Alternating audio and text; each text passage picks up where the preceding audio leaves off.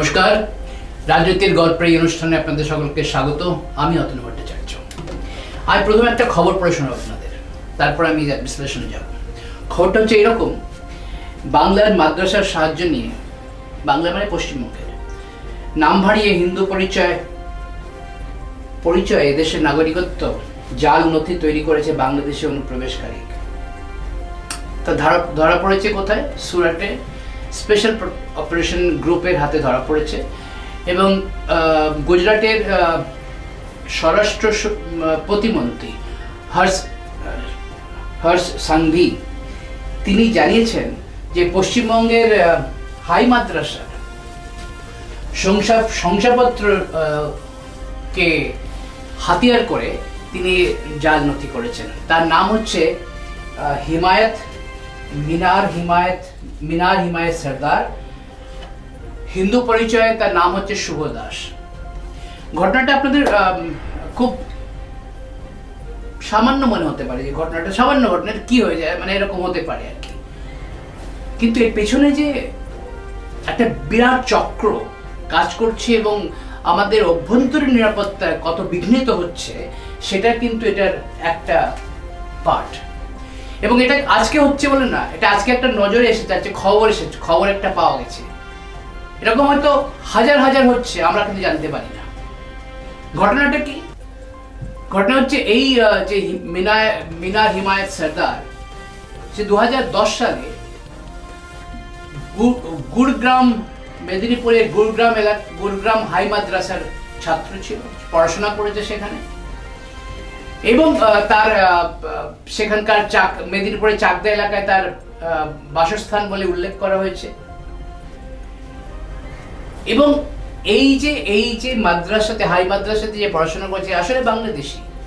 এবং হাই মাদ্রাসার যে শংসাপত্র, যে ও পড়াশোনা করেছে ওখানে, সেইটাকে হাতিয়ার করে ও নিজের নামটা বদলেছে, বলে শুভ দাস হয়েছে।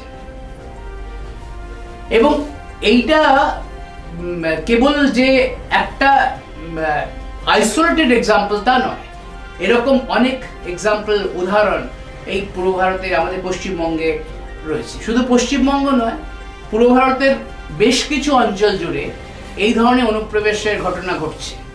বিহার, অসম, পশ্চিমবঙ্গ, এই অনুপ্রবেশের ঘটনা ঘটছে যখন সেখানে, এবং সেখানে প্রায় এই ধরনের ঘটনা ঘটে যে তারা বাংলাদেশি অনুপ্রবেশকারীরা এখানে এসে বসবাস করে, তারা জাল নথি করে।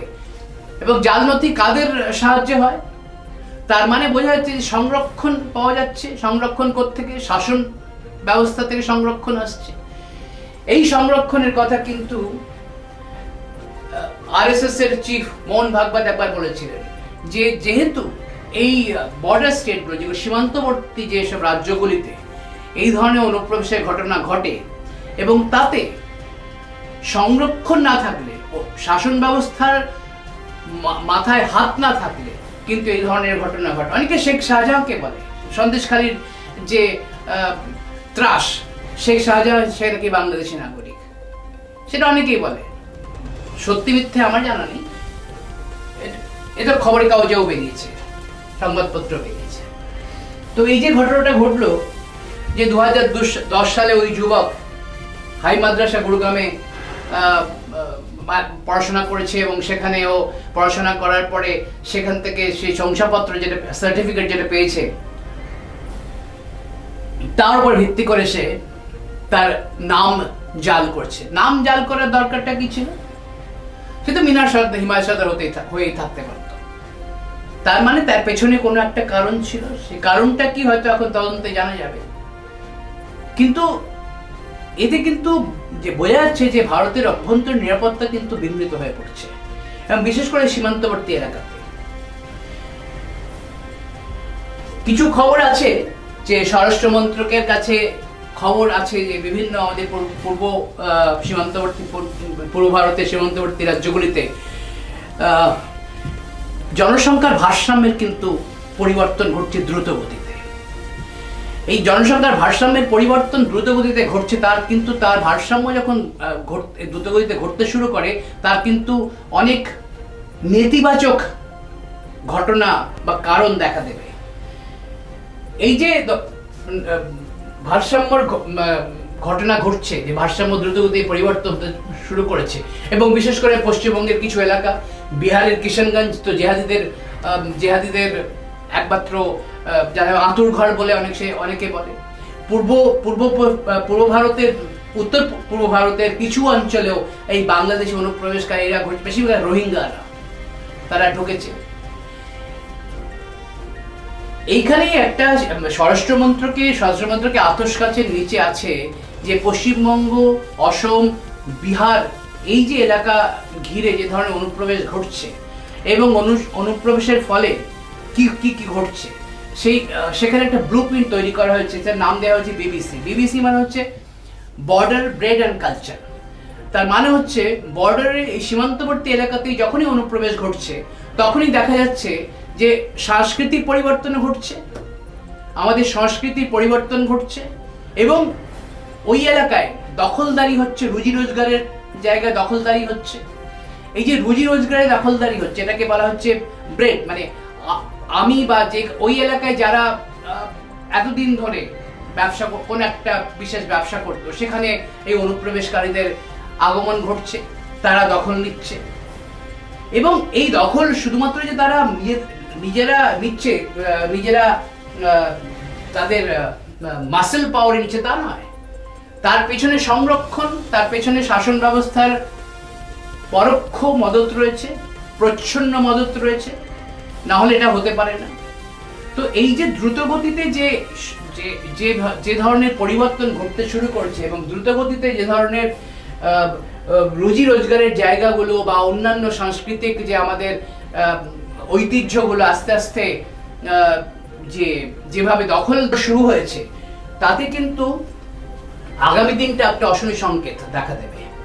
কারণ এই অশনি সংকেত এই জন্য কি, আমাদের যে একটা ঐতিহ্য আছে, আমাদের একটা বিভিন্ন ওই এলাকায়, যে এলাকায় ঘটনাগুলো ঘটছে, সেই এলাকায় কিছু লোক কিছু রোজগার করে, খাওয়া দাওয়া করে, তাদের রোজগার পাতি আছে, এবং সেই রোজগার পাতির ওপরে যখন দখলদারি শুরু হচ্ছে, তখন তারা পালাতে বাধ্য হচ্ছে ওখান থেকে, এবং তারা অন্য জায়গায় আসছে। এই যে মাইগ্রেশন, এইভাবে যে পলায়ন শুরু হচ্ছে, এই পলায়নটা কিন্তু সাংঘাতিক। আগামী দিনে এই যদি এখনই কোনো রকম যদি এর সমস্যার সমাধান না করা যায়, এবং এই রাজনৈতিক সংরক্ষণ কিন্তু একটা বড় ব্যাপার। প্রত্যেকটি রাজনৈতিক দলকে বুঝতে হবে যে তাদের স্বার্থ দেশের ওপরে নয়, দেশের স্বার্থকে বিঘ্নিত করে তাদের রাজনৈতিক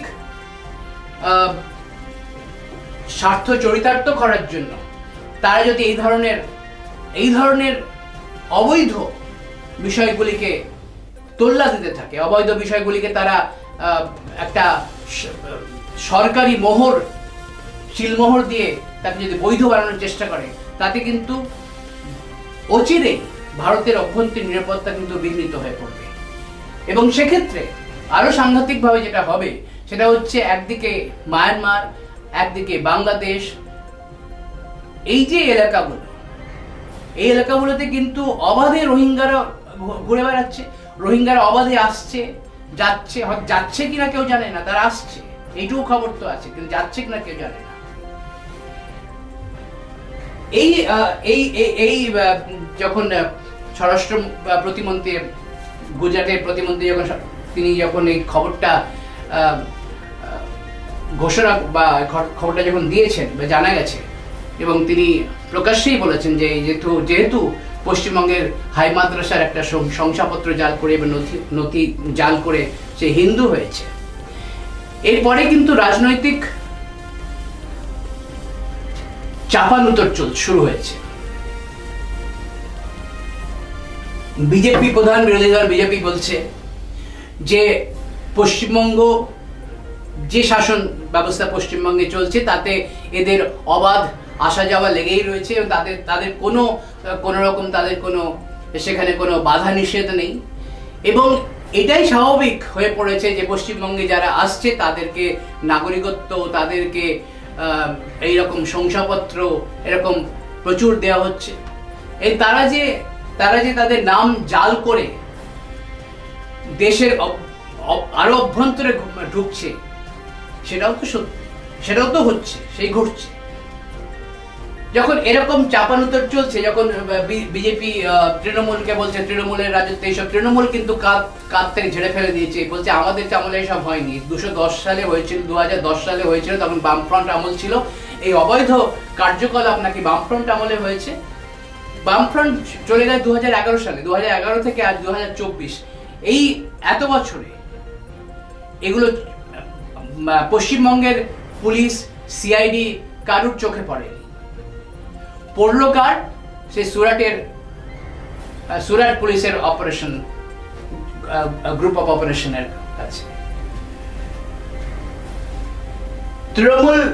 তৃণমূলের যে জেলা সভাপতি সেখানকার মেদিনীপুরে, তিনি বলেছেন এটা 2010 সালে হয়েছিল, সেখানকার সেই সময় তৎকালীন প্রধান শিক্ষককে হাই মাদ্রাসা, তাকে ডেকে জিজ্ঞাসা করলে এর খোলসা করা যাবে যে কেন, কিভাবে একে শংসাপত্র দেওয়া হয়েছিল, কিভাবে তাকে ওখানে আনা হয়েছিল, এবং সেই শংসাপত্রকে জাল করে সে যখন আজকে হিন্দু হয়ে ঘুরে বেড়াচ্ছে, তার যে পরিণাম, তার যে একটা রাজনৈতিক, তো তার একটা ফল আউট আছে। কিন্তু আরেকটা ফল আউট হচ্ছে যে ভারতের অভ্যন্তরীণ নিরাপত্তাকে আমরা আস্তে আস্তে আমরা কম্প্রোমাইজ করছি।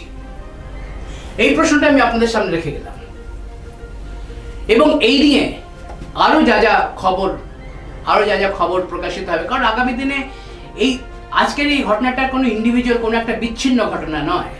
এই ঘটনাটা ঘটছে, অনেক দিন ধরে ঘটছে।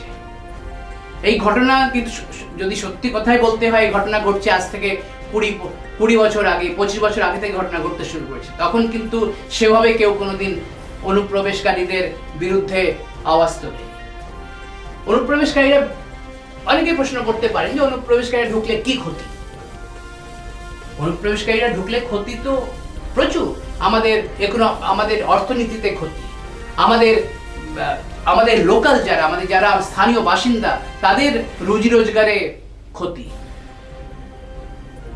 ফসল যারা ফটেছে, কৃষক, তাদের যদি জমি দখলদারি হয়, তার জন্য কে দায়ী? এইসব প্রশ্ন নিয়ে আমি আগামী দিনেও আপনাদের সামনে আসব। আজকে এই প্রসঙ্গে এই পর্যন্তই। আমার এই বিষয় যদি আপনাদের পছন্দ হয় এবং যদি ভালো লাগে, এবং আপনি যদি কোনো রকম এর উত্তর দিতে চান এবং তার কিছু আরো জানতে চান বা কিছু বলতে চান, তো অবশ্যই আপনারা কমেন্ট করবেন কমেন্ট বক্সে। আমাদের চ্যানেল দেখতে থাকুন, লাইক করুন, সাবস্ক্রাইব করুন। নমস্কার।